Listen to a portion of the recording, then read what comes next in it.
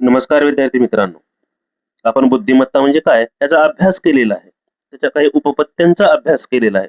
आज आपल्याला doctor J P. Guilford यांनी एस-आय मॉडेल 120 घटकावर आधारलेली बुद्धिमत्तेची माहिती अभ्यासायची आहे.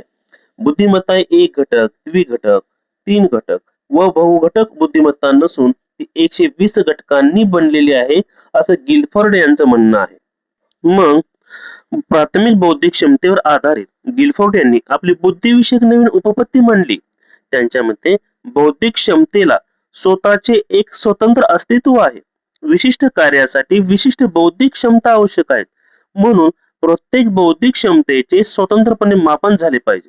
तथापि काही बौद्धिक क्षमतांमध्ये काही प्रमाणात साम्य आहे असे त्यांना आढळून आले. त्या आधारे त्यांनी बौद्धिक क्षमताचे 3 गट पाडले आहेत. गिलफोर्ड हे असे एक मानसशास्त्री होऊन गेले की ज्यांनी बुद्धीचे सर्वात जास्तीत जास्त घटक सांगितले आहेत. त्यांच्या मते बुद्धीचे 120 घटक आहेत. संरचनेच्या स्वरूपामध्ये मांडणी करणारे पहिले मानसशास्त्र म्हणून त्यांना ओळखलं जातं. संरचना ही 3 घटकामध्ये त्यांनी मांडलेली आहे. वर्णनात्मक, शाब्दिक, भाषिक स्वरूपात मांडलेले आहेत. गिलफोर्ड सोडता इतर असा एकही मानसशास्त्रज्ञ होऊन गेला नाही की ज्याने बुद्धी ही स्वरूपाच्या संरचनेच्या स्वरूपात मांडली आहे. बुद्धिमत्तेची संरचना 3 मते गिलफोर्ड यांनी सांगितली आहे. बुद्धिमत्तेच्या 3 मिती म्हणजे त्याच्यामध्ये आशय, त्याला आपण कंटेंट असं म्हणतो, 2 क्रिया, त्याला आपण ऑपरेशन असं म्हणतो, आणि 3 निर्मिती, त्याला आपण इंग्रजीमध्ये प्रोडक्शन असं म्हणतो. अशा 3 मितीमध्ये बुद्धिमत्तेची संरचना सांगितली आहे. आता या घटकामध्ये आशय म्हणजे काय आपण पाहूया. व्यक्ती पंचज्ञान इंद्रियाच्या साह्यानं परिसरातील विविध प्रकारचे ज्ञान प्राप्त करत असते. म्हणजे नाक, कान, डोळे, त्वचा व जीभ या इंद्रियामार्फत व्यक्तीला वातावरणात जे काही ज्ञान प्राप्त होत असते त्या सर्व प्रकारच्या ज्ञान प्राप्तीचा अंतर्भाव गिलफोर्ड यांनी आशयामध्ये केलेला आहे. त्याकरिता त्यांनी आशयाचे 4 प्रकारामध्ये विभाजन केले आहे. या आशयामधील पहिला घटक आहे सांकेतिक किंवा आकारजन्य. त्यालाच आपण आकृतीविषयक आशय असंही म्हणतो. इंग्रजीमध्ये फिगरल कंटेंट असं म्हटलं जातं. यामध्ये वातावरणातून व्यक्तीला आपल्या ज्ञानेंद्रियाच्या द्वारे विविध क्षेत्रात विविध प्रकारच्या आकृती दिसत असतात.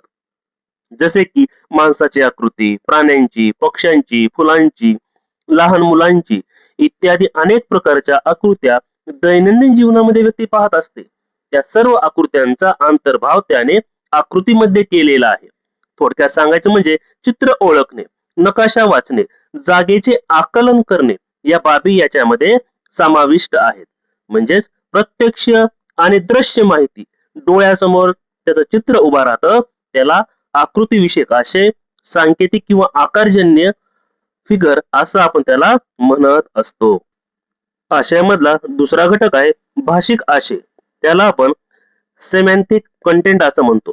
शब्दविषयक आशय, भाषिक, बोलीभाषा, लेखी भाषेद्वारा अनेक विविध प्राप्त ज्ञान होत असते. भाषा हे ज्ञान प्राप्तीचे आणि संपर्काचे प्रमुख आणि प्रभावी माध्यम म्हणून आपण त्याच्याकडे पाहत असतो.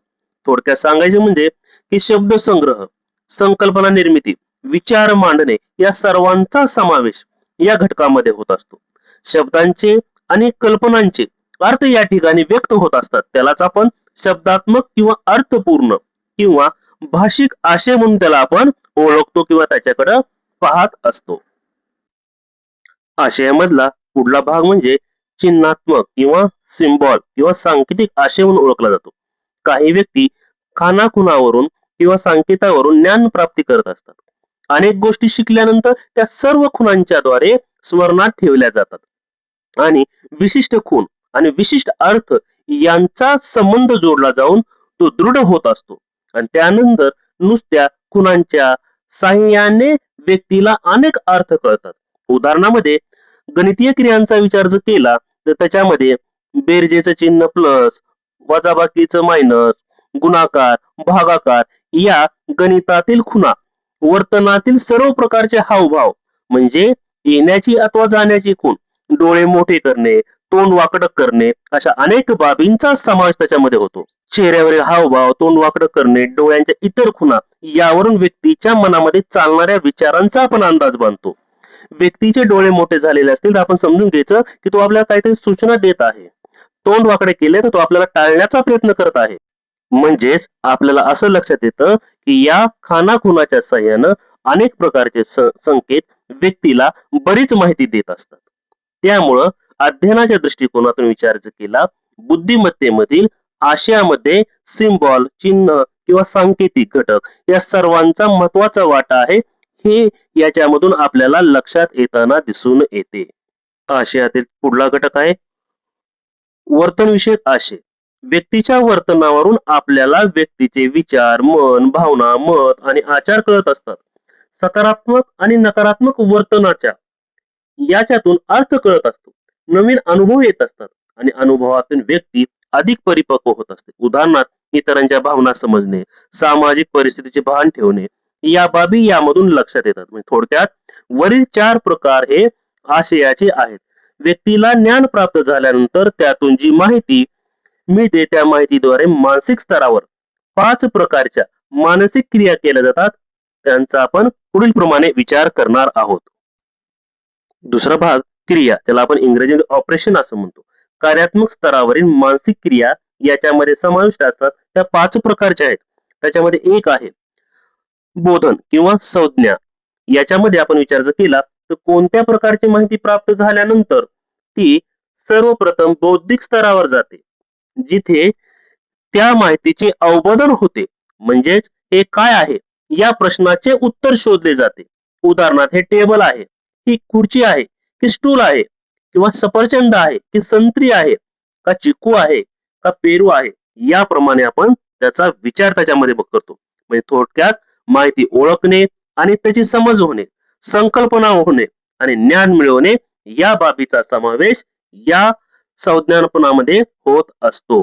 मानसिक क्रियेतील दुसरा घटक म्हणजे स्मरण, त्याला आपण स्मृती असं म्हणतो. माहितीचे अवबोधन झाल्यावर या स्तरावर तत्सम गोष्टी आठवण्याची प्रक्रिया होते. या सर्व बाबी याच्यामध्ये समाविष्ट आहेत. थोडक्यात माहिती साठवणे आणि परत मिळवणे, माहिती लक्षात ठेवणे आणि त्याचं पुनरुत्पादन करणे या बाबी स्मरणामध्ये किंवा स्मृतीमध्ये येत असतात. क्रियेतील तिसरा घटक म्हणजे एकमार्गी विचार प्रक्रिया, त्याला अभिसारी विचार असं आपण म्हणत असतो. काही बाबतीत सखोल एकमार्गी विचार प्रक्रिया सुरू होते. उदाहरणार्थ सफरचंद कसे तयार होते, त्यात कोणते गुणधर्म असतात, हे कुठे तयार होते, अशा अनेक बाबीचा समावेश एकमार्गी विचार प्रक्रियेमध्ये चालत असतो. थोडक्यात एकाच योग्य उत्तरावर विचार करणे, तर्कशक्ती, समस्या निराकरण या बाबीचा विचार अभिसारी विचार किंवा एकमार्गी विचार प्रक्रिया या भागामध्ये होताना दिसून येतो. पुढचा घटक आहे अपसारी विचार, त्यालाच आपण विविध मार्गी विचार प्रक्रिया असं म्हणतो. स्मरणाची क्रिया झाल्यानंतर त्याबाबत विविध मार्गाने विचार करण्याची प्रक्रिया सुरू होते. या सर्व बाबी याच्यामध्ये आहेत. थोडक्यात अनेक नवनिर्मित आणि विविध विचारांचा वापर याच्यामध्ये केला जातो. कल्पकतेला याच्यामध्ये आधार दिला जातो आणि विविध पर्याय याच्यामध्ये सामावलेले असतात. त्याला आपण विविध मार्गी विचार प्रक्रिया असं म्हणतो किंवा अपसारी विचार असं म्हणतो. त्याचबरोबर पुढला घटक आहे मूल्यमापन.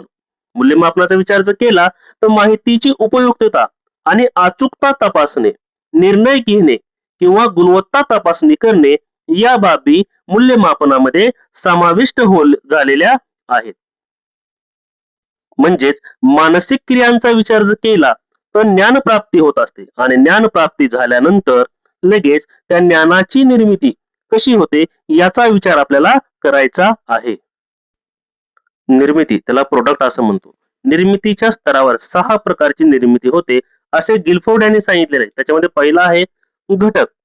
प्राप्त झालेले ज्ञान कोणत्या प्रकारात मोडते या बाबीचा समावेश त्याच्यामध्ये होतो. एक एकल सुस्पष्ट माहिती घटक, म्हणजे एक अक्षर एक शब्द याचा समावेश त्याच्यामध्ये झालेला आहे. दुसरा आहे वर्ग. वर्ग म्हणजे ज्ञान कोणत्या वर्गात मोडते या बाबीचा समावेश आहे. समान गुणधर्म असलेल्या घटकांचा समूह तयार करणे. उदाहरणार्थ फळांचे वर्ग असतील, वाहनांचे वर्ग असतील, पक्ष्यांचे असतील, प्राण्यांचे असतील, याच्यामध्ये आपण त्याचं वर्गीकरण करत असतो. तिसरा घटक आहे त्याच्यातील असणारे संबंध. प्राप्त ज्ञानाचा इतरांशी काय संबंध आहे या बाबीचा विचार याच्यामध्ये केला जातो. 2 किंवा अधिक घटकामधील परस्पर संबंध याच्यामध्ये स्पष्ट केले जातात. कार्यकारण भाव त्याच्यामध्ये ओळखला जातो आणि त्या घटकातील समानता त्याच्यामध्ये ओळखली जाते व त्यांचा संबंध प्रस्थापित केला जातो. या बाबींचा समावेश याच्यामध्ये होतो. निर्मितीतील पुढचा घटक आहे प्रणाली. त्याला असं आपण पद्धती किंवा सिस्टीम असं म्हणतो. प्राप्त ज्ञान कोणत्या पद्धतीमध्ये येते? उदाहरणार्थ सफरचंद पिकवण्याची पद्धती काय आहे याचा आपण विचार करू शकतो. अनेक घटकाचे संघटित आणि गुंतागुंतीचे स्वरूप याच्यामध्ये आहे. एका निबंधाची रचना, एक संगणक प्रणाली या बाबी ह्या सिस्टीम मध्ये येतात. दुसरं आहे रूपांतरण किंवा त्याला स्थानांतरण असं म्हणतो. प्राप्त ज्ञानाचे कोणकोणत्या ठिकाणी स्थानांतरण करता येते. उदाहरणार्थ सफरचंदाचा इतर ठिकाणी उपयोग काय आहे याचा विचार आपण याच्यामध्ये करू शकतो. म्हणजेच माहितीमध्ये केलेला बदल किंवा त्याची केलेली पुनर्रचना याचा समावेश रूपांतरणामध्ये आहे. भाषिक भाषांतर करणे, एक कल्पना सुचून त्याच्यामध्ये सुधारणा घडवून आणणे या बाबी रूपांतरणामध्ये आहेत. निर्मितीचा पुढला घटक आहे तात्पर्य. त्यालाच आपण उपयोजन असं म्हणतो. दिलेल्या माहितीवरून निष्कर्ष काढणे, अंदाज काढणे आणि भविष्य कथन करणे या बाबी त्याच्यामध्ये समाविष्ट आहेत. म्हणजे थोडक्यात भविष्यातील घडणाऱ्या गोष्टींचा अंदाज बांधणे होय. थोडक्यात वरील सर्व घटक हे गिलफोर्ड यांच्या बुद्धिमत्तेच्या घटकामध्ये समाविष्ट झालेले आहेत. आता आपण या 120 घटकांचे रूपांतरण कसे होते हे आपल्याला पुढील आकृतीच्या साहाय्याने लक्षात येईल. गिलफोर्ड यांनी बुद्धिमत्तेचे SI मॉडेल जे सांगितलेले आहे त्याच्यामध्ये आशय, क्रिया, घटक यांचा समावेश होतो. आशयामध्ये 4 घटक, क्रिया या घटकामध्ये 5 घटक आणि घटकामध्ये विचार जर केला, प्रोडक्शन मध्ये विचार जर केला तर 6 घटकांचा समावेश होतो. म्हणजे 4 गुणिले 5 गुणिले 6 बरोबर असे 120 घटक त्यांनी या मॉडेलमध्ये सांगितलेले आहेत. या आकृतीचं आपण निरीक्षण जर केलं तर त्याची असणारी रचना आपल्याला लक्षात येऊ शकते. जर हा व्हिडिओ तुम्हाला आवडला असेल तर लाईक करा, शेअर करा, सबस्क्राईब करा जेणेकरून पुढील येणाऱ्या व्हिडिओचा लाभ तुम्हाला घेता येईल. धन्यवाद.